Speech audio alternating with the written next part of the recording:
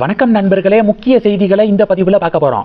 முதல் செய்தி என்ன பார்க்க போகிறோம்னா, ரங்கராஜ் பாண்டே அவர்கள் பிகை நுட்ஸுக்கு கொடுத்த நேர்காணல் தான் பெரிய டிபேட்டாக மாறி இருக்கு. 2014 இப்போ என்டிஏ வாங்கின ஓட்ஸரை 2014 வாங்கியிருக்காங்க, வித் 3 MP சீட்டு உட்பட அப்படின்னு பாண்டே சொன்னாரா? அதுக்கு தான் சோசியல் மீடியாவில் பலர் போட்டு அடிச்சுட்டு இருந்தாங்க. 2014-24 எப்படி ஒன்றாகும்? 2014 விஜயகாந்த் கூட்டணியுடைய தலைவராக இருந்தார், தேமுதிக கூட்டணிக்கு தலைமையாக இருந்தாங்க. ஆனால் 2024 பாஜக தலைமையிலான கூட்டணி அமைத்து 18% ஓட்சாரு, அதுவும் பிஜேபியுடைய வாக்கு வங்கி 12%. எப்படி 2-1 அப்படின்னு பாண்டேவுக்கு அடி விழுந்துக்கு.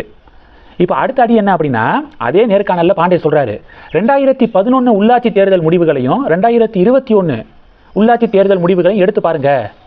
2021 பாஜக வாங்கின ஓட்சாரை 2011 வாங்கியிருக்காங்க பிஜேபி அப்படின்னு பாண்டே சொல்லியிருக்காரு. அதாவது எந்தெந்த வகையிலலாம் அண்ணாமலை மாநில தலைவராக வந்ததுக்கப்புறம் தான் பிஜேபி ஒரு மிகப்பெரிய வளர்ச்சி அடைஞ்சிச்சு. பிஜேபி அப்படிங்கிற கட்சி இருக்குது அப்படிங்கிறது கிராமங்கள் முழுவதும் போய் சேர்ந்தது அண்ணாமலை மாநில தலைவர் ஆனதுக்கப்புறம் தான்.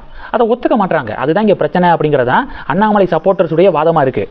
2021 பிஜேபி வாங்கின ஓட்சாரு 2011 வாங்கியிருக்காங்களாம் பிஜேபி, பாண்டே சொல்கிறாரு. ஆனால் தேடி பார்க்கும்போது 2011 உள்ளாட்சி தேர்தலில் 1.35% அப்படின்னு விக்கிபீடியா காட்டுது. 1.5% கூட கிடையாது அப்படின்னு விக்கிபீடியா காட்டுது. 2011 யாரு கூட கூட்டணி அமைச்சிருந்தாங்க தெரியுமா? கொங்கு நாடு முன்னேற்ற கழகம் அப்படிங்கிற ஒரு பார்ட்டியோட பிஜேபி கூட்டணி அமைச்சிருந்தாங்க லோக்கல் பாடி எலெக்ஷனுக்கு. எவ்வளோ ஓட் ஷேர் காட்டுது? 1.35%.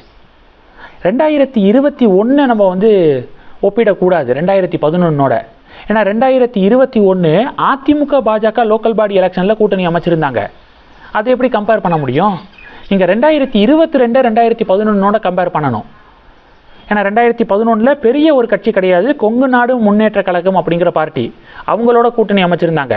2022 தனியாக களம் கண்டாங்க. அப்போ 2022 எவ்வளவு?